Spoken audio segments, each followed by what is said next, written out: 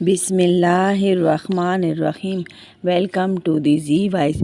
मित्रों, निज़ा नाश्ता लेकर तैयारे से उतरा। गार्ड से सामान मैरी के रूम में पहुंचाने को कहा और ख़ुद मैरी के रूम की तरफ बढ़ गया तो सामने खूबसूरत से बेड पर मैरी वही कल वाला पैंट ब्लाउज़ पहने नीम दराज थी और आगोश में 10 साला मासूम गहरी नींद में थे। कमरा मैरी के कमार से महक रहा था। निज़ा का दिल उछल कर हलक में आ पड़ा। मैरी वली की खुशबू पाकर उड़ कर आई और उसके वजूद का हिस्सा बन गई और आंसुओं में बुरी तरह बह गई। निज़ा ज़ब्त ना कर सका और कई चीज़ें तोड़ डाली। वो बार बार अस्तगफिरुल्लाह कहता जाता। मैरी ने बताया कि नायाब रात को आए थे और मारूम को मेरे हवाले करके चले गए। निज़ा क्या करता, मैरी को समझाने लगा कि बहुत दफ़ा पहली रात को कुछ हो नहीं पाता। एक तो थकन होती है, दूसरे घर में गैदरिंग भी इंशाल्लाह आज ज़रूर हो जाएगा। मैरी को भी तसल्ली हो गई। मगर मित्रों, चंद दिन इसी तरह गुजर गए तो निज़ा और क्या करता, गुस्से से नायाब से कहा कि महर पूरा करें, मुझे मैरी के लिए महल बना के दें। तो मित्रों, बुनियादें खोद दी जाने लगी। निज़ा खुद को दाव लेकर काम में लगा रहता। राज मेंशन की बुनियादें निज़ा, यौवन और नायाब तीनों ने मिलकर खोद दी थी। मैरी की शादी को पूरा 1 साल हो गया था। निज़ा मैरी के पास गया तो सिराज का स्वेटर बना बेड की पट्टी पर धरा था। उसने 11 साला मारूम को उठाकर चूमा। आप यौवी के पास चले जाएं। मारूम बाहर निकले और यौवन के पास गए तो वो घबरा कर खड़े हो गए। आप अकेले क्यों आए हैं? आपको भाभी के पास रहना चाहिए। बाबा ने कहा है मैं मैरी से बातें करूँगा, आप यहाँ से जाएँ। यौवन ने जाकर उन्हें रूम के दरवाजे के आगे चेयर पर बिठा दिया। तुम कुछ देर इन्हें संभाल नहीं सकते? निज़ा ने खा जाने वाले लहजे में कहा। भाई जी इनका हमारे पास रहना पसंद नहीं करते। वो आगे से बोले। सर नायाब ने ज़ोर से चिल्लाया तो नायाब कहीं से फ़ौरन आ गए। मारूम को ले जाएं। ले जाता हूँ, तुम खफा मत हो। वो तेज़ी से उन्हें उठाकर चले गए। निज़ा ने आकर पानी पिया और फिर गुस्से से जग दे मारा। मोम तुमसे काम तो नहीं करवाती? नहीं। और माँ निज़ा के लहजे में नफरत उतर आई। माँ बोलती रहती है, तुमने कहा था ना कि वो आए तो अंदर से कुंडी लगा लिया करो। माँ के एड़ी वाले जूते की टक टक की आवाज़ आते ही मारूम अंदर से कुंडी लगा लेते हैं। निज़ा ने मैरी के पेट पर हाथ लगाया और बोला, खाना नहीं खाया? फिर दुख से अपने साथ लाए सामान से निकाल कर हाथ से उसे खिलाने लगा। रोज़ जब ये लोग तुम्हारे रूम में खाना लगा जाते हैं तो तुम खा लिया करो। मैरी को हज़ार बार का समझाया। निज़ा फिर समझा रहा था, ये कमाई सर नायाब की भी है और तुम उनके निकाह में हो। तुम्हारा नान ऑफ कौन पर लाजम है और कपड़े भी रोज़ बदल लिया करो। निज़ा साथ रो भी रहा था। मुझे घर ले जाओ। मैरी बिलक पड़ी। तुम सर नायाब के निकाह में हो, इस घर पर तुम्हारा भी हक है। नहीं है मेरा किसी पे हक, मैं सिर्फ तुम्हारी हूँ। मुझे अपने साथ ले जाओ। मैरी फट पड़ी तो निज़ा जाकर नायाब से उलझ पड़ा। शीशे की टेबल तोड़ दी। मेरे भाई मुझसे क्यों लड़ रहे हो? मैंने क्या कसूर किया? नायाब बेबसी से पूछते थे और निज़ा करता भी तो क्या कि वो लोग मैरी के कमरे में माँ बेटे का खाना पहुंचा देते। निज़ा जो लाता सब पहुंचा देते। अब ये मैरी थी कि खाती संभाल करती। निज़ा कोशिश करता रोज़ जाए। कभी एक दिन मिस हो जाता तो मैरी दूसरे दिन भूखी प्यासी मैले कपड़ों में मिलती। निज़ा घर ले आया तो नायाब ने पीछे से मारूम को भी भिजवा दिया।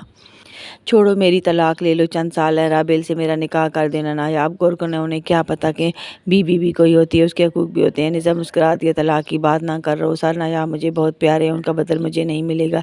बस अल्लाह मुझे भी सब्र दे, वरना किसी दिन मेरे सब्र टूट गया ना तो सर नायाब भी दूसरा सांस ना लेंगे इस दुनिया में। मित्रों, राधे श्याम नायाब के वालिद थे और उनका हैदराबाद आना जाना था। नायाब भी वालिद से मिलने शिमला लैब जाते थे।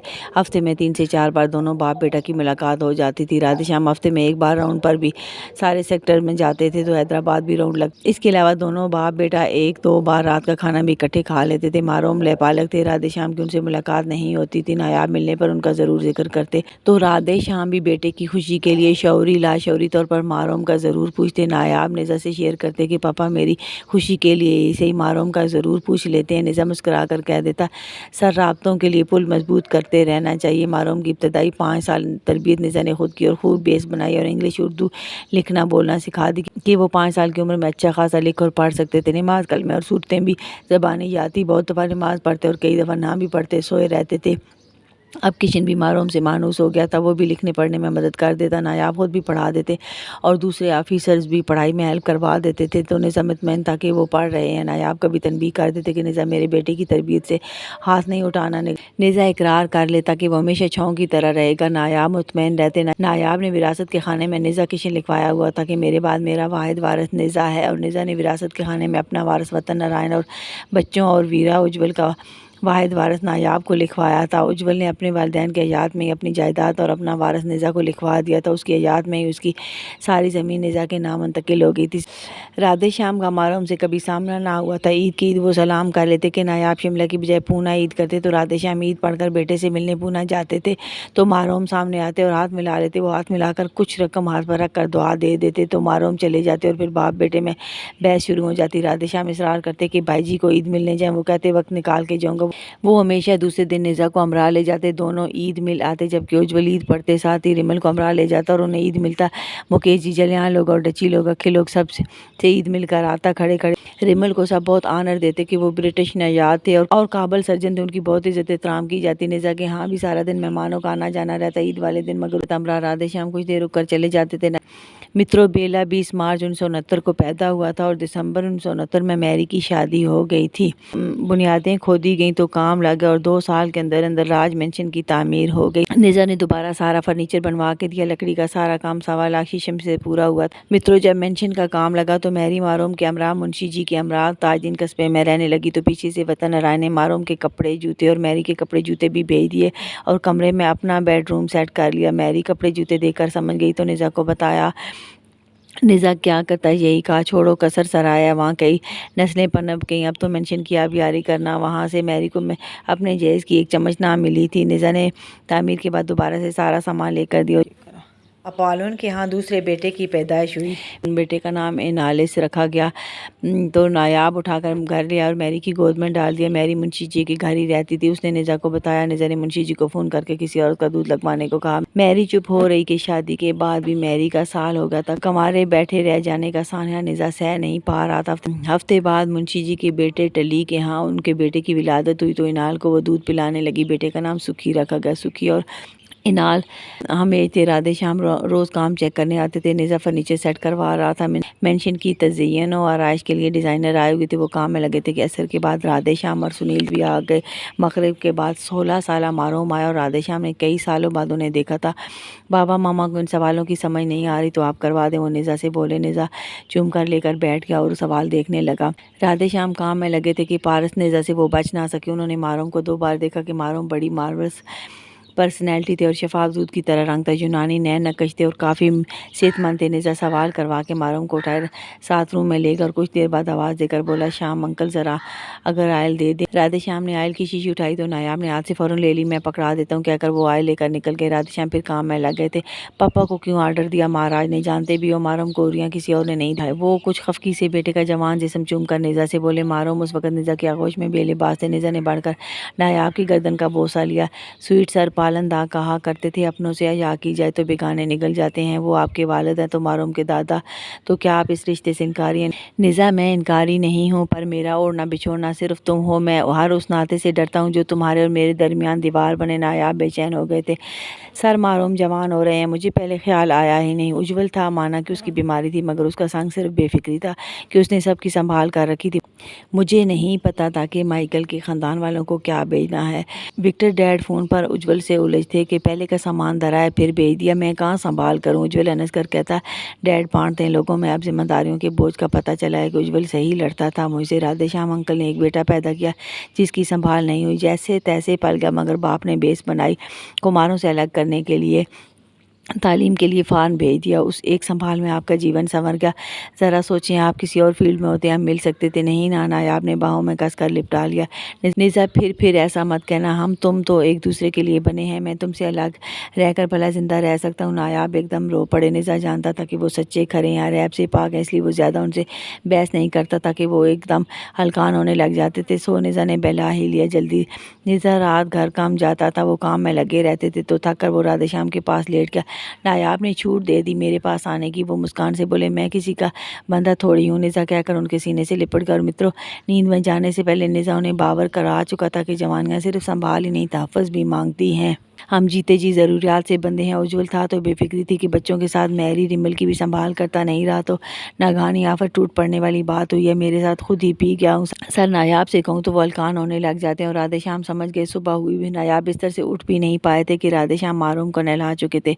और नायाब उन्हें नमाज के लिए तैयार देखकर इतने हलकान हुए कि नमाज के दौरान भी सीने से लगाए रखा और बार बार समझाते पापा के साथ रहा करें। नाश्ता लग चुका था, निज़ा आवाज़ें दे रहा था और वो बिला वजह मारूम से उलझ रहे थे कि राधे श्याम अंदर आ गए और कुछ कहे बगैर मारूम की कलाई पकड़ ली और ले जाने लगे। पप्पा मेरे बेटे का हाथ छोड़ दे, नायाब एकदम बोले तो राधे श्याम का हाथ पूरी कुव्वत से उनके गाल पर लगा। आपने इतने सालों से निज़ा का हाथ पकड़ा हुआ है, नारायण भाई ने नहीं कहा कि नायाब हमारे दामाद का हाथ छोड़ दें, जबकि वो हक पर हैं और आपके पास निज़ा अमानत रखवाया था, आप अमानत खुद खा गए। मारूम आपके लिए पालक और मेरे पोते ठहरे, या साफ कहें आप मेरे बेटे होने से इनकारी हैं। वो गुस्से से बोले। निज़ा दरवाजे में खड़ा ब्रेड का पीस खाता था, उसने आधा पीस मारूम के मुंह में डाला और बोला चलिए नाश्ता कर लेते हैं। नायाब ने कुछ कहना चाहा मगर निज़ा बाहर निकल गया। बेदिली से खाना खाया गया। नाश्ते के बाद मारूम को राधे श्याम ने रोक लिया, मगर नायाब फ़ौरन उठाकर हमरा ले गए और चंद दिनों में राधे श्याम मौका पाके मारूम को जीप में ले गए।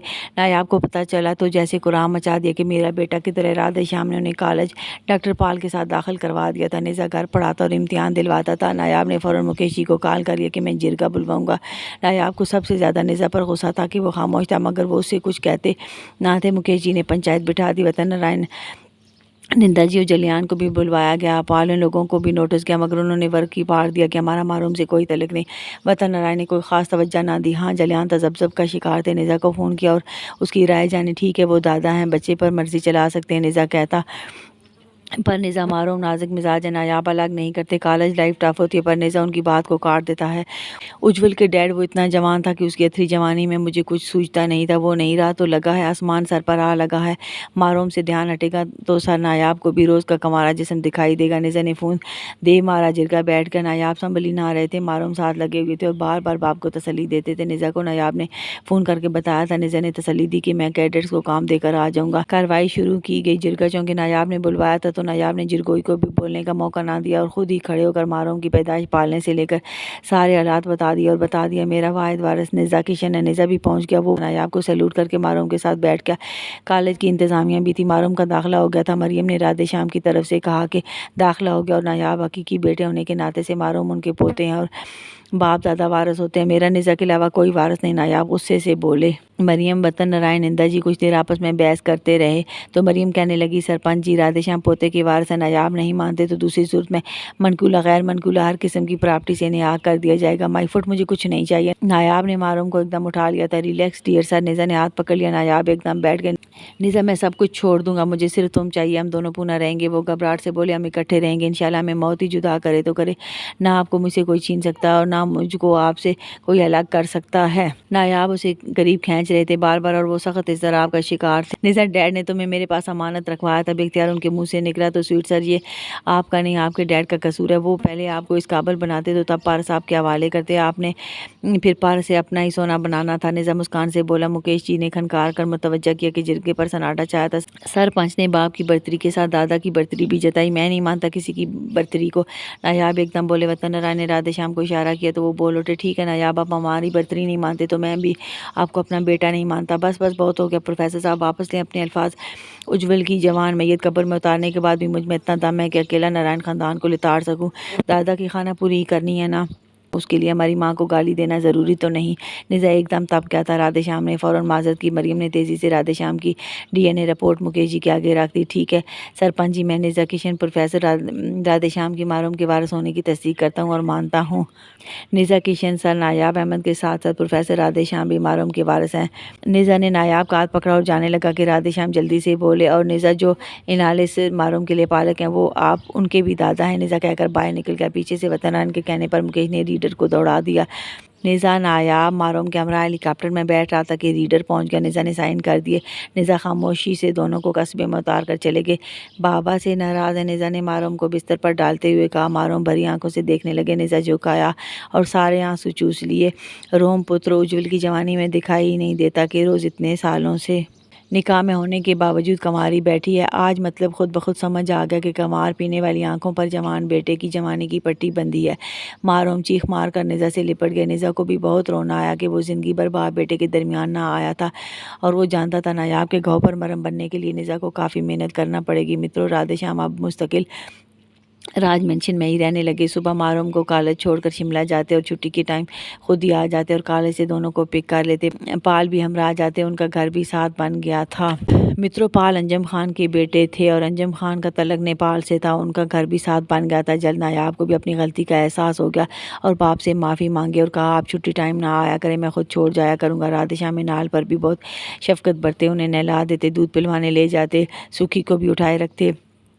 टली के बेटे का नाम सुखी था, उसे भी उठाए रखते। राधे श्याम की वजह से नायाब भी कस्बे वालों से घुलने मिलने लगे थे। कस्बे वालों ने भी मिलना मिलाना शुरू कर दिया, मामला डिस्कस करने लगे। 3 माह के अंदर अंदर बहुत तब्दीली हुई कि मैरी की गोद में अपाल उनके 2 बच्चे थे, इनाल और कुनाल।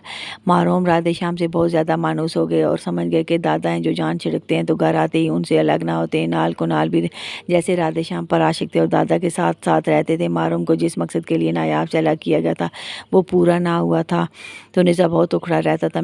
मेंशन अब सारा मुकम्मल हो चुका था। नायाब लोग घर शिफ्ट हो गए और मेंशन का बाकायदा इफ्तिताह किया गया। दिल करता है मैं तुम्हारी तलाक ले लूँ। निज़ा ने एक घूंट ही भरा था कि चाय से भरा का फर्श पर दे मारा। तो सोचते क्या हो, ले लो अभी तलाक। मैरी ने भी दूसरा कप उठा कर दे मारा और जवाबन बोली। नायाब ने चुपके से तीनों बच्चों को लिया और गेट से निकल गए। निज़ा टहल कर खुद को बहलाने लगा, ना बहला सका तो दीवार पर मुक्के मारने लगा। या अल्लाह, मैं क्या करूं, मैं बहुत बेबस हो गया हूं। निकाह तो कर दिया है, अब मैं उनसे कैसे कहूं कि रोज़ के कमार उतार दें, वो खुद क्यों नहीं समझते। निज़ा बाजुओं पर सर रख कर रोने लगा। मैरी आकर पीठ से लग गई। याद है ना समीर बापू ने क्या कहा था, वो गोरकन है। सोच लो निज़ा, रोज़ इन्हें दे तो रहे हो, वो रोज़ से डरते भी बहुत हैं कि रोज़ को छुए ही ना। पर तुमने समीर बापू की बात मानी सुनी नहीं थी तो फिर क्या करता मुझे बताओ तुम। निज़ा उसे सीने से लगाकर बुरी तरह रोने लग गया। निज़ा जब तक घर रहता कोई ना आता। आज अपालुन से बात हुई है, एल्सा भाभी को फिर बच्चा पड़ गया है। निज़ा करब से बोला। मित्रों, अपालुन मेल हार्मोन्स को फीमेल हार्मोन्स में कन्वर्ट करने पर रिसर्च कर रहे थे क्योंकि नायाब और अपालुन रज़ाई भाई थे और अपालुन का सारा खर्चा नायाब पूरा करते थे। माचिस की डिबिया तक सौदे की नायाब बेचते थे। दूसरे भाई एरन का बेटा हिजारस किशन का लैपालक था तो किशन एक हिजारस के बदले एरन का सारा खर्चा बर्दाश्त करता था। तो इस सपोर्ट से वो साइंस की दुनिया में अपना एक मकाम रखते थे। मित्रों, 5 साल का तवील अरसा गुजर गया। मैरी ने जॉब छोड़ दी थी